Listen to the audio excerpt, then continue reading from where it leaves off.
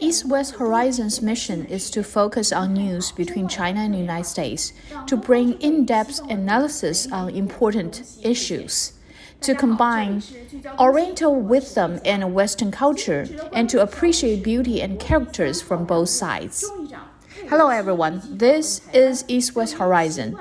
The breaking news today is that U.S. House Speaker Nancy Pelosi, the third powerful figure in the United States, is infected by the BA.2 variants. A little before that, she is reported to visit Taiwan after a planned visit to Japan. Pointing out this particular issue, the Chinese Ministry of Foreign Affairs has made a serious statement that if Pelosi visits Taiwan, it will seriously violate the One China principle and the provision of the 3 Sino US joint communiques, will seriously damage China's sovereignty and territorial integrity and seriously impact the political foundation of Sino-US relations. The 4 words serious elevate the nature of the incident to a height that cannot be ignored by either side. Does the United States want to repeat the situation in Ukraine and provoke the Taiwan issue to trigger a crisis in China? At a time when the world situation is very sensitive, the United States continues to create turmoil in Europe. After igniting the war in Ukraine, President Biden resolutely stated that he would not send troops to Ukraine while continued to provide arms to the Ukraine. Ukrainians use their own flesh and blood to drag Russia deeply trapped in the war. In the meanwhile, the United States is harvesting the capital from all over the world and stabilizing its world power by causing damage to all the possible opponents. Apparently, the most competitive rival in the world is China now. From the perspectives of economy, trade, capital, military, and geopolitics, the United States can no longer ignore the existence of a strong China. In the near future, the U.S. will have to redefine its sphere of influence in the world with China. If it can ignite a crisis in China's region, it can not only slow down China's development, but also achieve the purpose of putting China into a trap. To stir up China and Asia, Taiwan would be the exact button to press. People around the world who have been sympathetic to the war in Ukraine should be able to soberly understand that if the world is not constantly stirred or provoked by the United States, more people will enjoy the peace and quiet life instead of being bombarded.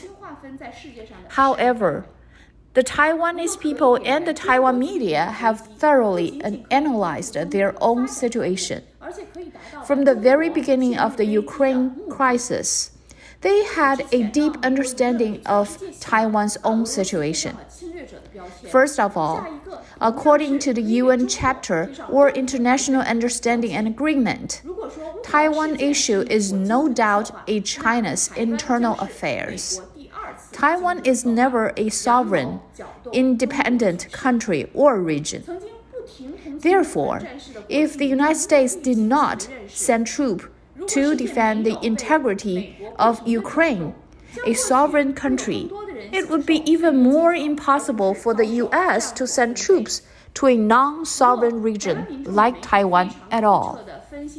If the United States takes any action, it will violate its own commitments, undermine China's internal affairs, interfere in China's sovereignty, and flagrantly launched a provocation against China. The confrontation between the United States and China will lead to unrest comparing to a world war scope. American military experts have already done cent-table deductions in East Asia. The military strength of the United States cannot compete with that of China in the region. Looking into the international affairs in the United States, the U.S. is facing increasingly polarized political understandings among its voters. While the midterm election is drawing near, if the Democratic Party is involved in war, and it's a war of aggression, its political foundation will be greatly weakened. Its opponent, the Republican Party, will spare no effort to seize the opportunity to attack it and end the current Democratic presidency. Sober American media person Bill Maher ruthlessly exposed the facts in a recent talk show, saying that the United States is not about to lose to China, but has already lost to China. There is no future tense, but the perfect tense. In 2 generations, China has built 500 new cities from scratch, moved the majority of its huge population from poverty to the middle class, and mostly cornered the high-tech 5G patent market and pharmaceutical market. He also praised China's Belt and Road Initiative, the largest infrastructure project in human history, building roads, bridges, and ports, benefiting Asia, Europe, Africa, and the Middle East. He even joked that it is better to bring Chinese currency, not dollars, when traveling around the world. He is particularly not afraid of exposing the weaknesses of the U.S., saying that China has 40,000 kilometers of high-speed railways, and the United States has none. The little train in the zoo is the only train. I personally remember the press conference I attended many years ago. A news conference was held by California Governor Schwarzenegger then, together with Pennsylvania Governor and New York Governor Bloomberg. They once vowed to learn from China to build high-speed railway, but up to now, the U.S. high-speed railway is still only on paper.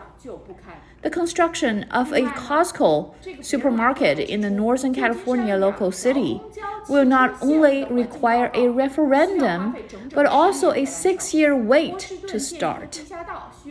The Daxing International Airport in Beijing, China, was completed in just 4 years. So Chinese airports are modern and high-tech, while American airports are old and outdated. Environmental reports on 2 San Francisco bus lines took a full decade to complete. It took 16 years to build an underpass in Boston. Does the United States really have the strength and the speed to conduct a close military contest with China in East Pacific region? Not only that, during COVID-19 pandemic, China has not only exercised its international affairs, but also exercised military dispatch. China's handling of the pandemic has not only demonstrated the strength of administrative execution efficiency, but also demonstrated the engineering strength to build 2 hospitals in just 10 days. The ability to cooperate and mobilize medical personnel from all over China. Wuhan locked down the city. Shanghai locked down the city as well. You may find the supply of food and materials are amazingly efficient. These will be transformed to the performance of war power in a wartime. Besides the above ability, one cannot ignore that China's grain reserves occupy more than half of the world's grain reserves. Energy reserves and trade are booming as well. All these technological power could be instantly converted into military strength. What war needs most is people.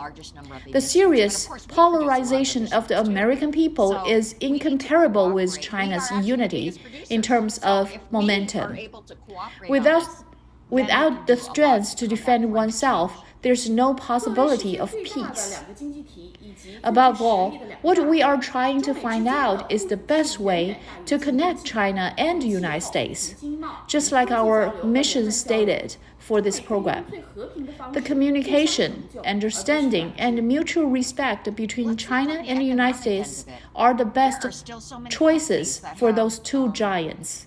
Through the sharing of Eastern and Western cultures and philosophy, there should be less disputes between China and the United States, nor should there be a Cold War. As the world's two largest economies and the two most powerful countries, the complementarity between China and the United States is far greater than the competition. In terms of climate change, economic and trade, scientific and technological exchanges, China and the United States can support each other in the most peaceful way, not the other way around. Countries representing two completely different philosophical and humanistic systems in the East and the West. The cooperation and exchanges between China and the United States will bring stability to the world, while the confrontation between China and the United States will bring suffering and war to the world. Thank you for being with us, and I will see you next time.